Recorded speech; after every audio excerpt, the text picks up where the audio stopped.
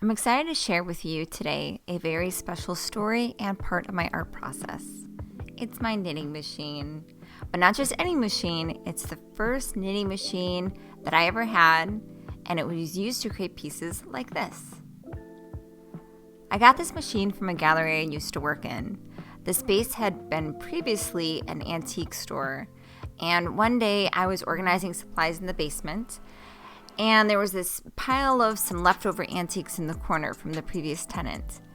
So I was moving them out of the way so I could, organize the shelves and everything. And when I was moving them, I stumbled across this metal case. It was really long and mint green. And I opened it up and I saw little latch hooks. So I figured, this must be related to fiber art in some way. And so I looked it up on my phone, and it was a knitting machine. Now, at this point, I was already a regular hand knitter, so I was doing stuff like, knitting socks and hats and scarves and stuff like that, but I had no idea that knitting machines were even a thing. So I was super excited to see this cool piece of machinery. So I immediately went and contacted the landlord and, asked about the antiques that were left in the basement. And he apologized, stating that he had been meaning to throw away all those antiques. And he was like, "I'm so sorry they're in your way. I've been meaning to get down there and trash them. I'm sorry." You just kind of push them out of the way. And then I explained, well, one of those items is a, art supply. And he said, "Take it." I said, "Really? You don't mind?" He's like, No, I was just going to trash it. So yeah, go ahead and take whatever you want. And I was thrilled. I thought this machine was so intriguing. It had all these levers and buttons, and it just was amazing to me that this heavy-duty metal mechanical contraption could somehow make soft, gentle knit fabric. So I played with it from time to time for years, trying different things and sort of seeing how it could work. But I didn't really have a need for it because I really enjoyed, knitting by hand, making all these functional objects. Knitting was kind of just for fun. But after a few years, I started incorporating knitting into my artwork. And with that, I started thinking about how if I could speed up the process of knitting, I could do even more ambitious projects like knit animations. But creating animations by hand would take way too much time, and who knows if it would even turn out. So I decided I was going to figure out how to do it on the knitting machine to see if it could save me some time and also leave the stitches a little bit more even so that they weren't as wonky as they kind of turn out when I was knitting by hand. So I took a week and I sat down and I learned the machine. I learned how to maintain it, I learned how to make a sweater on it, and then I fiddled with it and learned how to make artwork with it, as I had envisioned. So this machine holds a very special place in my heart. I own 5 machines now, and this one is very special. This machine is a Brother Profile 551, and it was made in the late 50s or early 60s. It's considered a single bed machine, and it's all metal. I love this machine, and I think it's a great first machine for people looking to get into machine knitting, and there are several reasons why.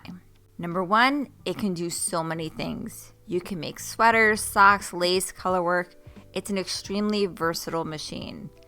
And you can, with this machine, jump between your hand knitting and machine knitting. So all you have to do is make sure your gauge is the same, and then you can do part of your project on the machine and part of the project by hand.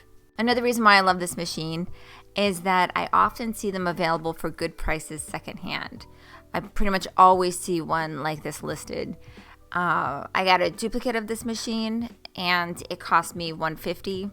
I've known other people who purchased the same model of machine and their prices were around the same. So it's sort of the standard price range that I'm seeing these machines go for. Because these machines are all metal, they ship really well. I've seen several machines of different models be shipped secondhand that were plastic. They were from the 70s or 80s and 90s, so they were plastic. And all of those arrived cracked in one place or another, all still usable, but cracked. Whereas This machine, I've seen it shipped numerous times. Like I said, I know other people who've gotten the same machine, and it's arrived totally fine because it's all metal. It's really sturdy. These machines are so nice because they are simply mechanical. So the maintenance is really easy. There's no electronic components to update. There's no like wiring or anything like that. It's just really, really simple to figure out what's wrong and what needs to be replaced. And with that, there are very few items to replace if they're missing. And if some tools are missing, they're very easy to find online. This one's a very simple machine to kind of get started with. This machine has the same capabilities of the newer Singer LK150. So that's a knitting machine that you can buy new today online. It's plastic and not as durable as this machine, and it costs between $400 to $500.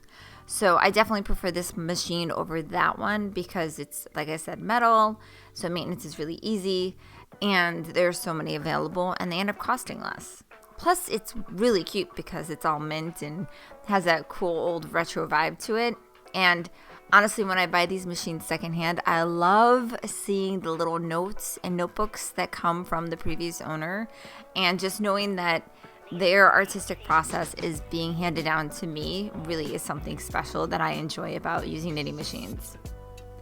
The one con that I can think of for this machine is that it is a simple machine, and you'll have to do some more of the smaller stitch transfers for more complex designs. Like, if you want to do color work or lace and stuff like that, there's a little bit more manipulation you're going to have to do on the machine, unlike the later models, which have a lot of accessories that you can use that will speed up some of those smaller, movements you would have to do with your hands. So there you go.